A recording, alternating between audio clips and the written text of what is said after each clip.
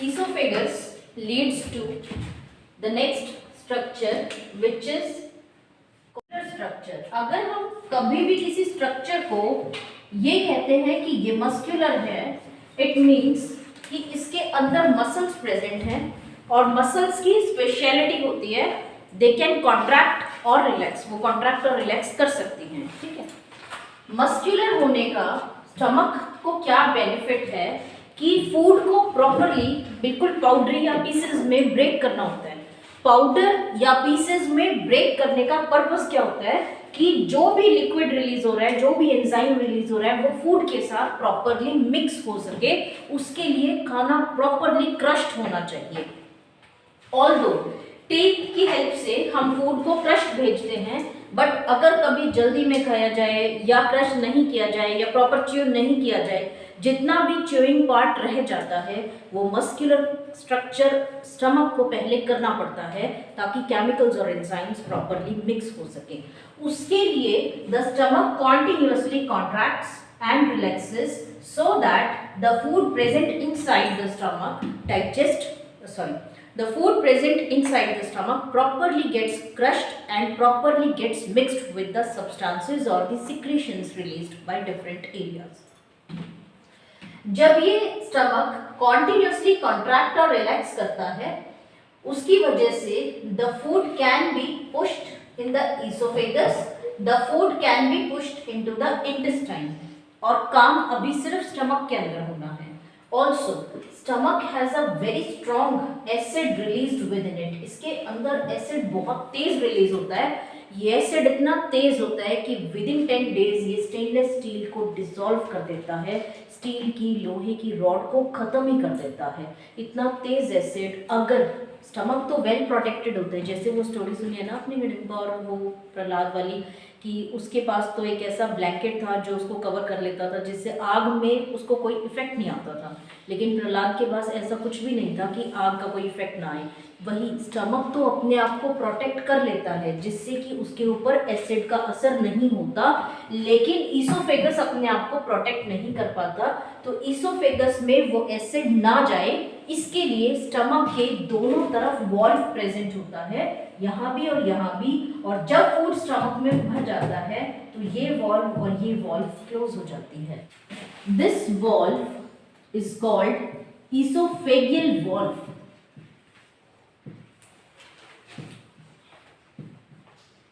And this valve is called pyloric valve. वैसे नाम syllabus में है नहीं, पर कर लेना। ये वॉल्व का मतलब क्या होता है? वॉल्व का मतलब ये नहीं है कि यहाँ पे कोई स्पेशल डोर प्रेजेंट होगा कि वो क्लोज हो जाएगा, डोर प्रेजेंट नहीं होता। वॉल्व का मतलब होता है कि the wall of this area is muscular, muscular wall है। जैसे ही इसको क्लोज करना होगा, this wall and this wall extend and closes the door, मतलब वॉल ही एक्सटेंड होके शट कर देती है कि यहाँ पर मूवमेंट प्रोहिबिट हो जाती है। ऐसे ही this wall and this wall extends to meet together, और इसकी वजह से दिस एरिया गेट्स शट। यहाँ से ये वॉल्व और यहाँ से ये वॉल्व क्लोज होके इस एरिया को शट कर देती है ताकि the food during contraction and relaxation of food do not move in the oesophagus part और the intestinal part. Also the stomach keeps the food within itself for 3 to 4 hours। 3 से 4 घंटे जब food stomach के अंदर रहता है तो उसका एक बेनिफिट होता है कि 3-4 घंटे स्टमक ऐसी आपको फीलिंग देता है दैट आई एम फुल, और उसके बाद भूख 3 से 4 घंटे नहीं लगती है। अगर लगातार आपको हंगर फीलिंग होगी तो आप अपना काम नहीं कर पाओगे। 2-3 घंटे खाने के बाद आप अपना काम आराम से कर सकते हो before you are hungry the next time. तो उस कंडीशन में ये फूड को स्टोरेज जो दे रहा है, जो 3 से 4 घंटे ये लगा रहा है, ये हमारी लाइफ में ईज कर रहा है। ईज किस सेंस में कर रहा है कि हमें लगातार कॉन्टिन्यूसली हंगर फीलिंग नहीं आती है। तो first of all it is a muscular structure that helps in proper crushing of the food. Also it stores the food for 3 to 4 hours. This storage of the food helps in controlling the hunger for some time. Now we have to digest 3 substances. First, carbohydrate. Carbohydrate में starch mainly broken down into glucose. Next, fats. Fats are broken down into fatty acid and glucose. Next is the fatty acid and glycerol. Next is protein, that is broken into amino acids. ये लिखवाया है ना? Yes. Next is vitamin and mineral. Vitamin और mineral को digest करने की जरूरत नहीं रहती है. They are only absorbed by the body directly. ठीक है. The water is also absorbed directly by the body. इनको ब्रेक करने की नीड नहीं है. Stomach has to digest mainly protein. ठीक है. प्रोटीन डाइजेस्ट करने में प्रॉब्लम आती है. प्रोटीन डाइजेस्टिंग एंजाइम रिलीज करता है स्टमक. स्टमक की जो वॉल होती है, wall of the stomach is called stomach lining. Wall के लिए हम वर्ड क्या यूज करेंगे अब आगे lining. Stomach lining has glandular epithelium. This glandular epithelium helps in release of certain secretions. इकट्ठे बहुत सारे सिक्रीशंस देते हैं और ये सिक्रीशन स्टमक में पोर कर देते हैं. इसको क्या करना है? इसको प्रोटीन डाइजेस्ट करना है. तो मेनली उस सिक्रीशन के अंदर क्या मिलेगा आपको? ऐसा कोई एंजाइम मिलेगा जो किसको डाइजेस्ट कर सकता होगा? प्रोटीन को. It releases first of all gastric juices. इसकी टोटल सिक्रीशन जो भी कुछ ये रिलीज कर रहा है उसको कहा जाता है gastric juice. In the gastric juice, the first substance present is protein digesting enzyme called pepsinogen. First, protein digesting enzyme called pepsinogen. Pepsinogen is an inactive protein. मतलब क्या? काम तो प्रोटीन को तोड़ने का ही करना है, पर काम कर नहीं रहा अभी. क्यों काम नहीं कर रहा? क्या ऐसी कंडीशन है कि पेप्सिनोजेन को इनएक्टिव फॉर्म में रिलीज किया गया? इनएक्टिव फॉर्म में रिलीज करने का पर्पस है एक, इसके अंदर सब सेल्स हैं. ये तो कैविटी है, but stomach lining contains cell. ठीक है. सेल की आउटर कवरिंग को हम कहते हैं प्लाज्मा मेम्ब्रेन. प्लाज्मा मेम्ब्रेन 2 चीजों से बनती है, लिपिड्स और प्रोटीन्स. मेनली प्रोटीन, ज्यादा प्रोटीन्स होते हैं और थोड़े बहुत क्या होते हैं? लिपिड्स. अब लिपिड्स क्या होते हैं? Lipids is the scientific name for fats.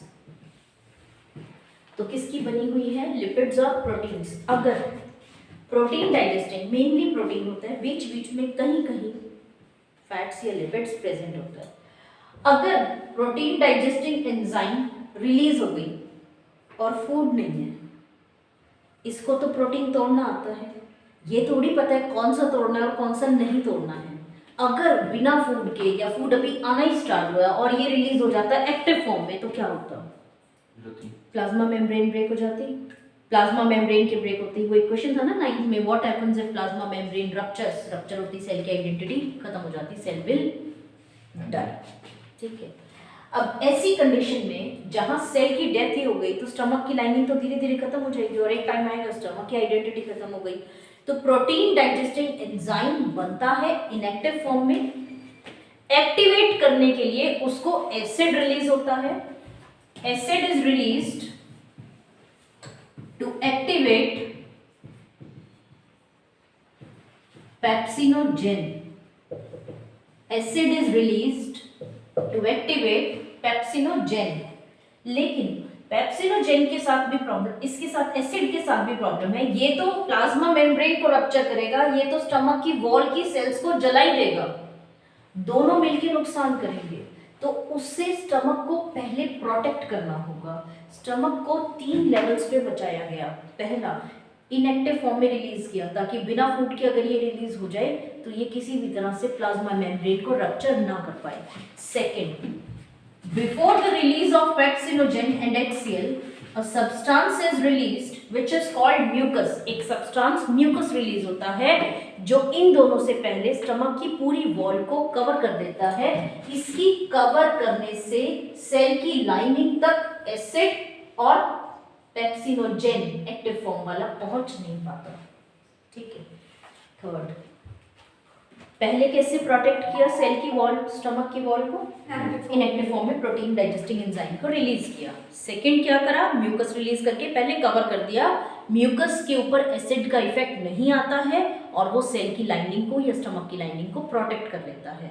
और थर्ड, ये रिलीज तब होते हैं जब आपका फर्स्ट बाइट इनगल्फ होता है ना, तब रिलीज होना स्टार्ट होता है। जब इसको ये लगता है ना, ब्रेन ट्रिगर करता है, जब आप इनगल्फ करते हो तब ब्रेन ग्लॉटिस को ट्रिगर करता है कि भाई बंद हो जा कुछ देर, कि विंड की पाइप में क्या ना चला जाए, फूड ना चला जाए। जब ये एपिग्लॉटिस को ट्रिगर करता है, ये उसी वक्त स्टमक को भी ट्रिगर करता है कि you can start the secretion of gastric juices. क्या फूड आ गया है, आपने डाइजेस्ट करना है।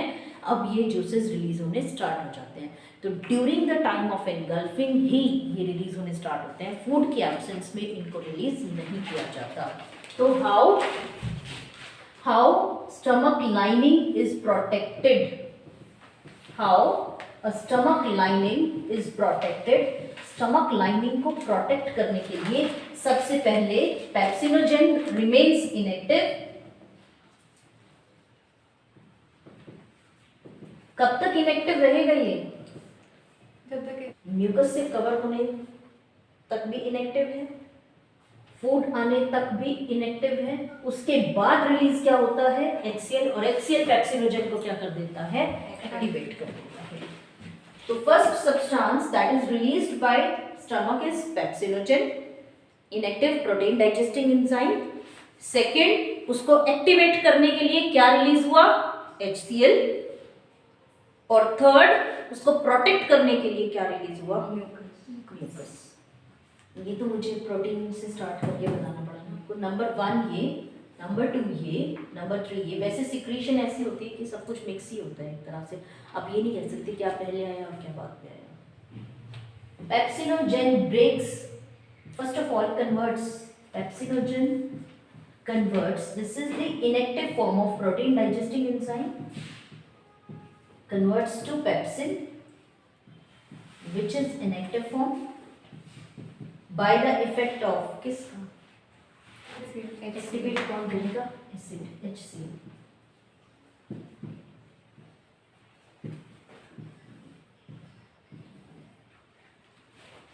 then the protein present in the food, the protein present in the food is broken down to form, क्या बनता है प्रोटीन को तोड़कर? Amino acid. अमीनो एसिड से बीच की भी एक स्टेज होती है, उसको कहते हैं प्रोटीएज। टूटा फूटा सा प्रोटीन, पर यहाँ पर रुकता नहीं है। This is not the last structure, the last structure is acid. और यहाँ पर जो ब्रेक करने में हेल्प करता है that is pepsin.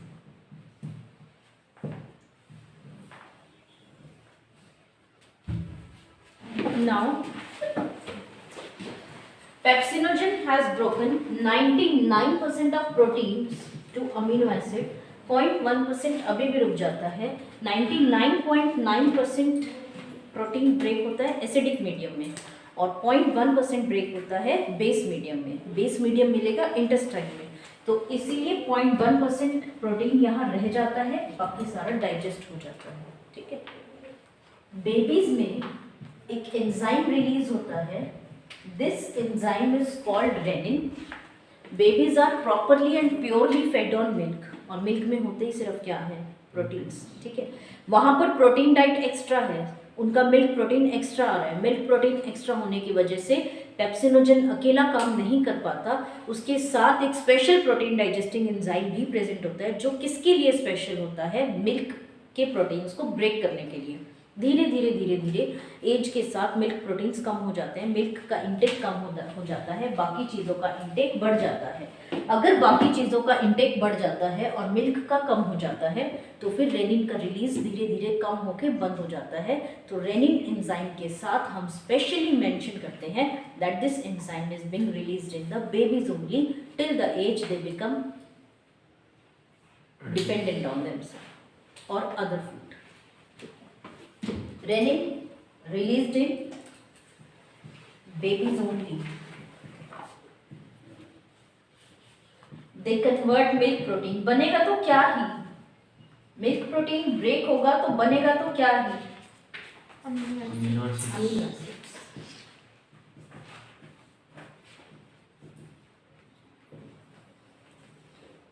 By renin. Next is gastric lipase.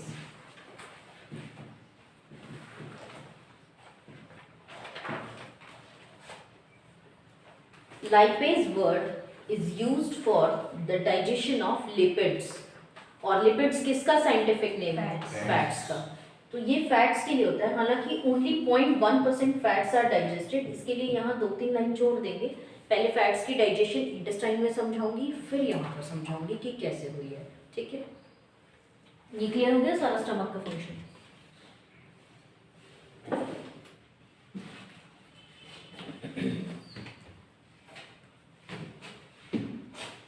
Starch कितना डाइजेस्ट हो चुका? 30%. कहाँ डाइजेस्ट हुआ था? माउथ में. माउथ से लेकर ईसोफेगस तक ही डाइजेस्ट होता है. स्टमक में जैसे ही फूड आता है उसको एसिड मिलता है, तो ये एंजाइम जो इसको तोड़ रहा था कौन सा था? Salivary amylase. ये काम करना बंद कर देता है और फर्दर डाइजेशन रुक जाती है. Salivary amylase before the proper nomenclature, enzymes को प्रॉपर नॉमेनक्लेचर दिया गया था. एंजाइम्स की नॉमेनक्लेचर से पहले this was named as ptyalin. और बहुत बार एग्जाम में पूछ लेते हैं फंक्शन ऑफ टाइलिन, जो कि आपने टाइलिन नाम से नहीं पढ़ रखा होता तो आप कंफ्यूज हो जाते हो. तो आपको पता होना चाहिए सलाइवरी अमाइलेज का ही दूसरा नाम क्या है? Ptyalin. Starch 30% are digested in the mouth by the effect of salivary amylase. अभी भी कितना पेंडिंग है? ये 70% इज रिमेनिंग. ठीक है. Then proteins, 99.9% of proteins are digested in the stomach. और ये जो प्रोटीन डाइजेस्ट हो गया स्टमक के अंदर, ये किसके इफेक्ट में डाइजेस्ट हुआ?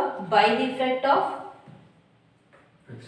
Pepsin in the stomach gives amino acid. Now how much of the protein is pending? 0.1%. Fats, 0.1% is the only digested form. बाकी सारा सब अभी भी पेंडिंग है. तो ये बचा हुआ है 70%, ये बचा है अभी 70%, ये बचा है 0.1% और ये बचा है 99.9%. तो मेजरली क्या बचा हुआ है जो अभी डाइजेस्ट करना है? फैट्स. फैट्स को डाइजेस्ट होने के लिए बेसिक मीडियम की रिक्वायरमेंट होती है. तो fats need basic medium for digestion. इसके साथ एक प्रॉब्लम और आती है. ऑयल है ये, तेल है ये, जो कि आसानी से पानी में घुलता नहीं है. तो सबसे पहले, और काम हमारी रिएक्शन हमारी बॉडी में काम किस में हो रहा है? सारा पानी में. हमारी बॉडी में 70% वाटर प्रेजेंट है. Each and every break down process, any of the process occurring in the body occurs in the water only. अब वाटर में इसको ब्रेक करने के लिए हमारे पास, पानी में इसको ब्रेक करने के लिए हमारे पास एंजाइम तो है, लेकिन ये खुद ही पानी में डिसॉल्व नहीं होगा, तो एंजाइम भी काम नहीं कर पाएगा. तो सबसे पहले एसिडिक मीडियम को खत्म करके कौन सा मीडियम क्रिएट करना है? Base medium.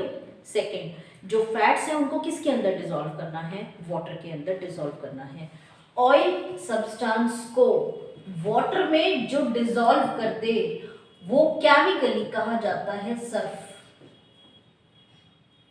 ठीक है. या फिर इमल्सिफायर्स. जो तेल और पानी को आपस में मिक्स कर दे वो है सर्फ, या नाम क्या लिखा जाता है? इमल्सिफायर. आप जो सर्फ यूज करते हो, हमारे लिए सर्फ का मतलब होता है जो कपड़े धोने के लिए डिटर्जेंट यूज हो रहा है, दैट इज सर्फ. ठीक है. सोप भी एक तरह का सर्फ है. ठीक है. सोप हम यूज करते हैं, हम नॉर्मल वाटर से क्लीन क्यों नहीं करते? क्योंकि हमारा फेस उसके बाद भी ऑयली रह जाता है, ऑयल फिर भी रह जाता है. ऑयल पानी से रिमूव नहीं होता. जब हम सोप अप्लाई करते हैं तो oil gets dissolved in water, और जब हम पानी यूज करते हैं तो सोप ने तेल को पानी में मिक्स करके क्या कर दिया होता है? रिमूव कर दिया होता है. आपके घर में जितनी भी मॉइस्चराइजर क्रीम्स हैं, कभी उसके इंग्रेडिएंट्स को रीड करना, उसमें लास्ट में एक वर्ड लिखा होता है इमल्सिफायर, और इमल्सिफायर के ब्रैकेट में कोई वर्ड लिखा होता है। इमल्सिफायर का मतलब भी क्या, जो तेल को पानी में डिजोल्व करेगी। जितनी भी क्रीम होती है एक तरह से ऑयल प्रोवाइड करती हैं हमारी स्किन को। ऑयल भी फ्लूइड है, पानी में मिक्स कर रखा है उसको। अब पानी में मिक्स वो होता नहीं, तो उसके साथ क्या ऐड कर रखा होता है, एक सब्सटेंस जो उसको किस में मिक्स कर देगा, पानी के अंदर मिक्स कर देगा। पेंट इंडस्ट्रीज भी इसी तरह का, आपने कभी देखा हो पेंट कुछ टाइम रखे हुए हो जाता है तो कभी कभी वो ड्राई अप हो जाता है या उसकी ऑयल लेयर सेपरेट हो जाती है। जो आप कितना भी मिक्स कर लो वो ऑयल में, पेंट में पानी मिक्स नहीं होता।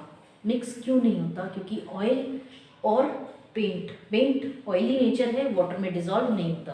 पेंट हमारे अगर कहीं लग भी जाए फर्श पे तो हम उसको रिमूव क्या पानी से कर पाते हैं, क्योंकि पेंट पानी में डिजॉल्व नहीं होता। फिर कैसे रिमूव होता है, डिटर्जेंट तो डिजॉल्व करके भी हटाएगा, बाकी वैसे हम किससे करते हैं, थिनर में वो डिजॉल्व हो जाता है। ठीक है, इमल्सिफायर के साथ एक डिजिट लिखी होती है 052, 036, ऐसे 72, उसमें भी होती है। जो सॉसेस होती हैं इनमें भी प्रेजेंट होता है, क्योंकि लिक्विड इसमें यूज होता है ऑयली सब्सटेंस के साथ। तो कुछ इमल्सिफायर्स होते हैं जो बॉडी के लिए नुकसानदायक नहीं है, वो तो फूड प्रोडक्ट्स में यूज होते हैं। कुछ इमल्सिफायर स्किन के लिए फेवरेबल होते हैं, वो स्किन वाले प्रोडक्ट्स में यूज़ होता है। तो इमल्सिफायर किस लिए यूज़ होना है वो डिपेंड करता है कि किस में मिलाया जा रहा है, उसका यूज़ करने का पर्पस क्या है। ठीक है, अब फैट्स को डाइजेस्ट करने के लिए दो चीज़ें चाहिए, एक इमल्सिफायर जो उसको किस में डिसॉल्व कर दे, वाटर में, और एक बेसिक मीडियम। ठीक है, लीवर वो कंडीशन देता है जिससे फैट्स ब्रेक हो सके, करता कुछ नहीं, ब्रेक नहीं करेगा, पर ब्रेक ना करके माहौल ऐसा देगा कि फैट्स को क्या किया जा सके, ब्रेक। पैंक्रियाज ब्रेक करने के एंजाइम देते हैं। स्टार्च को ब्रेक करने के लिए क्या देगा, अमाइलेज। लिपिड्स को ब्रेक करने के लिए क्या देगा, लाइपेज। और प्रोटीन को ब्रेक करने का एंजाइम देगा। ये तोड़ने का एंजाइम देता है, ये तोड़ने का माहौल देता है। काम दोनों में ही नहीं होता, दोनों सिर्फ अपने सब्सटेंसेस देते हैं। काम किसके अंदर होता है, ये जो ब्लैक पाइप आ रही है जो स्टमक से लीड करती है इंटेस्टाइन में। The food is present in intestine. Liver से सामान आता है जो फूड में फैट्स को वाटर में डिसॉल्व करता है। पैंक्रियास से सब्सटेंस आता है जो फूड में प्रेजेंट सब्सटेंसेस को ब्रेक करता है। फूड ना लीवर में गया और ना ही पैंक्रियास में। ठीक है, now functioning of liver first. Liver releases the secretion called bile juice. इसकी पूरी सिक्रेशन जो सेल जो भी कुछ बना रही है उसको हम इकट्ठा कर दें तो वो बनता है बाइल जूस। लीवर जो केमिकल का एक पूरा फ्लूइड रिलीज कर रहा है जिसमें सब कुछ प्रेजेंट है, जो ये बनाता है उसको कहते हैं बाइल जूस। बाइल जूस दिन भर बनता है, खाना तो दिन भर नहीं आता इंटेस्टाइन में, दिन भर बनके वो गॉल ब्लैडर में स्टोर हो जाता है। This part of liver is called gall bladder. Gall bladder में वो स्टोर होकर रिलीज उस टाइम होता है जब फूड आता है। ठीक है, बनाया किसने, लीवर। सारा दिन बना रहे हैं, थोड़ा थोड़ा थोड़ा इकट्ठा कौन करता है, गॉल ब्लैडर। ठीक है, और जब फूड आता है तो गॉल ब्लैडर से इस पाइप के जरिए रिलीज होता है। This pipe is called hepatic duct. This tube like structure that leads from liver is called hepatic duct. Hepatic word is used for liver. ठीक है, स्टमक के लिए कौन सा वर्ड यूज किया आपने, गैस्ट्रिक। हार्ट के लिए कौन सा वर्ड यूज करते हैं, कार्डियक। ठीक है, और लीवर के लिए कौन सा वर्ड यूज करते हैं, hepatic. This blue line represent the duct और the pipe coming from liver. This is called hepatic duct. Pancreas releases its secretion, which is called pancreatic juice. The secretion from pancreas is called pancreatic juice. This pancreatic juice contains enzymes for breakdown of the food. Liver में hepatic duct के जरिए क्या आया? Bile juice. Pancreas में pancreatic duct के जरिए क्या आया? Pancreatic juice. These two ducts combine together to form one duct. These two ducts combine together to form one common duct, which is called hepatopancreatic duct. ठीक है, hepatopancreatic duct. Hepato word liver, pancreatic word pancreas. Liver और pancreas से निकलने वाली duct join होकर एक single duct बनाती है, which is called hepatopancreatic duct. ठीक है, and the secretion from hepatopancreatic duct is released in the intestine. Intestine में चला जाता है। इंटेस्टाइन में क्या आया? स्टमक से food, and the food is being digested. ठीक है, now the food is not called as a food, it is called chyme. Food को फूड ना कहकर अब क्या कहेंगे? चाइम। फूड वो तब था जब हमने सीधा सीधा इंजेस्ट किया था। ठीक है, अब तो उसमें काफी चीजें डाइजेस्ट हो चुकी हैं। Complete whole food is called food. Chyme is the partially digested food. Chyme के अंदर प्रोटीन्स डाइजेस्टेड हैं। अगर मैं इससे पूछूं क्या कॉम्पोजिशन होगी इसकी, कॉम्पोजिशन मींस इसमें क्या क्या प्रेजेंट होगा, तो आपका 70% इसमें स्टार्च प्रेजेंट होगा। फैट सभी कंप्लीट प्रेजेंट है, कुछ थोड़ा बहुत प्रोटीन्स और ज्यादातर क्या प्रेजेंट है इसके अंदर? Amino acids. अमीनो एसिड्स कहाँ से आए? प्रोटीन की ब्रेकडाउन से, स्टमक में से। तो स्टमक में से आने वाले फूड को फूड ना कह के चाइम कहते हैं, ताकि ये पता चल सके कि कौन सी जगह पर फूड प्रेजेंट है, उसका फिलहाल क्या कंडीशन है, क्या उसमें डाइजेस्ट हो चुका, क्या अभी रहता है और क्या होना चाहिए। यहाँ पे क्लियर है? ठीक है, now the bile juice contains first of all bicarbonates. Bicarbonate वही होता है जो खाने वाला सोडा घर में यूज होता है बेकिंग में, केक वगैरह फॉर्मेशन में जो खाने का सोडा लगता है वही बाइकार्बोनेट है। This bicarbonate is released by the liver. Liver से जो ये बाइकार्बोनेट रिलीज होता है, दिस कंटेन्स बेस। ये बेस है और ये हेल्प करता है बेसिक मीडियम क्रिएट करने। The bile juice contains bicarbonates. Bicarbonates are the sort of base substance. ये पहले एसिड को खत्म करते हैं और एक्स्ट्रा रिलीज होते हैं जो क्या प्रोवाइड कर सके? बेस। तभी बाइकार्बोनेट्स नेसेसरी होते हैं फूड में। जब हम बेकिंग करते हैं या खाने वाला सोडा यूज़ करते हैं, तो जो ये चीज़ें हम खाते हैं इन्हीं के ज़रिए यही चीज़ लीवर में जाके स्टोर होती हैं और तब रिलीज होती हैं जब क्या बनता है, क्या आता है फूड। फूड को क्या प्रोवाइड करते हैं? ये बेसिक मीडियम। नेसेसिटी क्या है इसकी? फैट्स को डाइजेस्ट होने के लिए कौन सा मीडियम चाहिए होता है? बेस। ठीक है, पॉइंट नंबर 2। बाइकार्बोनेट्स के साथ the second material present along with bicarbonates are emulsifiers. Emulsifiers क्या करते हैं? मैंने क्या बताया आपको? इमल्सिफायर्स क्या करते हैं? They help in the digestion of, they help in dissolution of fats, they help in dissolving fats. ठीक है, आप बुक्स में पढ़ेंगे तो आपको ऐसा लिखा हुआ मिलेगा, द बिगर फैट ग्लोब्यूल,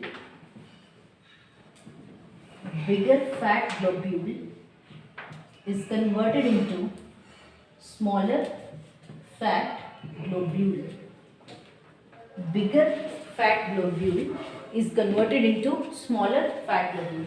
अच्छा, जब हम कभी पानी में तेल हो, ठीक है, तेल कहाँ पे रहता है? ऊपर कि नीचे? ऊपर। हम इसको स्पून से स्टर करते हैं तो सारा का सारा तेल क्या ऐसे का ऐसा घुलता है एक बार पानी में, या टूट कर घुलता है? टूटता है। वो छोटे छोटे बूंदे बनती हैं और घुल जाता है। जो ये छोटी छोटी ड्रॉप्स बनी, ये ऐसे इसी लाइन को कहना चाहता है that fats are being dissolved. उसको कैसे कहता है, ये बिगर फैट ग्लोब्यूल जब डिजॉल्व होने लगेगा तो पहले स्मॉलर में बदलेगा और स्मॉलर में बदलेगा, इतना हो जाएगा कि आपको नजर आना बंद हो जाए, जिसी प्रोसेस को हम क्या कहते हैं, डिसोल्यूशन प्रोसेस। क्लियर है यहाँ तक? देन इमल्सिफायर्स, इस प्रोसेस को डिसॉल्विंग ऑफ फैट्स को हम कहते हैं emulsification. Emulsifiers are the substances that help in dissolving the fat. ठीक है, प्रोसेस का नाम क्या है, emulsification. Along with these two substances, two more substances are released. These are called bipigment. Pigment word है, इसका मतलब क्या है, ये नेचुरली कलर्ड है। जो सब्सटेंस ये रिलीज हुआ ये कलर्ड होगा, इट हैज येलो कलर। दो सब्सटेंसेस का ग्रुप होता है और येलो कलर होता है इसका, जिसका नाम है बाइलिरुबिन और बाइलिवर्डिन। ये फूड के साथ मिक्स होके फूड को कलर कौन सा दे देता है, येलो।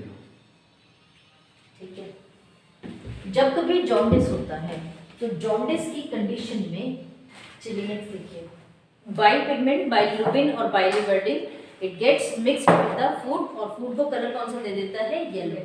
सपोज कीजिए जॉन्डिस कंडीशन है, उसमें हेपेटिक डक्ट इफेक्ट हो जाती है और ये इन्फेक्शन की वजह से ब्लॉक हो जाती है। ठीक है, जिसकी वजह से बाइल जो पहले इसमें फुल हो जाता है और फिर लीवर की सेल्स में भी भर जाता है। अब वो ना तो इंटेस्टाइन में पहुंच पा रहा और लीवर में फुल हो गया, जहां नहीं होना चाहिए वहां है और जहां होना चाहिए वहां पर नहीं है, तो इसको रिमूव करती है बॉडी। अगर कोई चीज़ ऐसी बन जाए बॉडी में जो कि एक्स्ट्रा है, बॉडी उसको रिमूव करने के लिए क्या करती है, बॉडी उसको लगातार रिमूव करने के लिए ब्लड का सपोर्ट लेती है। ब्लड में जाता है, ब्लड से वो किडनी में जाकर रिमूव हो जाता है, पर ब्लड किडनी तक पहुंचने से पहले पूरी बॉडी से होकर जाएगा। तो ये जो बाइल जूस है ये इस कंडीशन में पूरी बॉडी में पहुंचता है और ये दो सब्सटेंसेस पूरी बॉडी में कहीं कहीं डिपॉजिट हो जाते हैं और कहीं कहीं डिपॉजिट होने की वजह से उस बॉडी पार्ट का कलरेशन कैसा नजर आने लग जाता है। क्लियर हो गया यहाँ पर?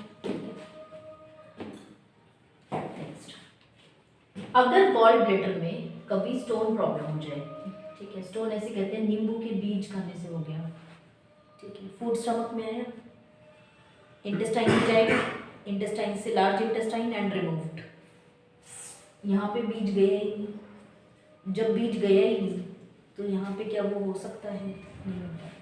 कोई भी एक अदर फैट पार्टिकल यहाँ पे डिपॉजिट हो गया, ब्लड जो यहाँ से जाता है वो रफ सरफेस देख के यहाँ जम जाता है। अगर कोई भी फैट जमता है तो ब्लड की प्लेटलेट्स को ऐसा लगता है यहाँ चोट लग गई। ब्लड की प्लेटलेट्स घूमती रहती हैं स्मूथ सरफेस देखकर, जब भी उनको ऐसा फील होता है कि सरफेस रफ है तो उनको लगता है यहाँ इंजरी है और वो वहाँ इकट्ठा होकर क्लॉट बना देती हैं। यहाँ भी वो क्लॉट बनाती हैं और फैट्स और प्लेटलेट्स इकट्ठी होती चली जाती हैं और एक बहुत मोटा स्ट्रक्चर बन जाता है जिसको हम कहते हैं स्टोन्स। गॉल ब्लैडर की स्टोन रिमूव अपने आप नहीं होती, डॉक्टर इसी को रिमूव कर देता है। अगर इन केस ये रिमूव नहीं हुई, जैसा जनरली ऐसा करते हैं कि स्टोन है कोई नुकसान थोड़ी पहुंचा रहा है, रहेगा कोई बात नहीं। अगर ये गलती से यहाँ से निकल गया और किस में फंस गया, हेपेटिक डक्ट में, फिर पूरा प्रोसेस ब्लॉक हो जाएगा, उसको निकालना भी मुश्किल हो जाएगा। गॉल ब्लैडर को ही डॉक्टर रिमूव कर देते हैं। अगर गॉल ब्लैडर रिमूव हुआ तो क्या होगा, स्टोरेज 1 बाइल जूस रिलीज होएगा और सीधा सीधा किस में जाता रहेगा, इंटेस्टाइन में, इकट्ठा कभी होगा ही नहीं। तो आप लार्ज डाइट कंज्यूम नहीं कर पाओगे। लार्ज डाइट मतलब एक साथ बहुत सारा खाना नहीं खा पाएंगे क्योंकि बहुत सारा बाइल जूस नहीं आएगा डाइजेस्ट करने के लिए। बाइल जूस कितना आ रहा है, अब थोड़ा थोड़ा आ रहा है, तो थोड़ा थोड़ा फूड एक एक घंटे के बाद कंज्यूम करना पड़ता है क्योंकि बॉडी की डाइजेशन वॉल्यूम या कैपेसिटी कम हो जाती है। ठीक है, समझ आ गया यहाँ?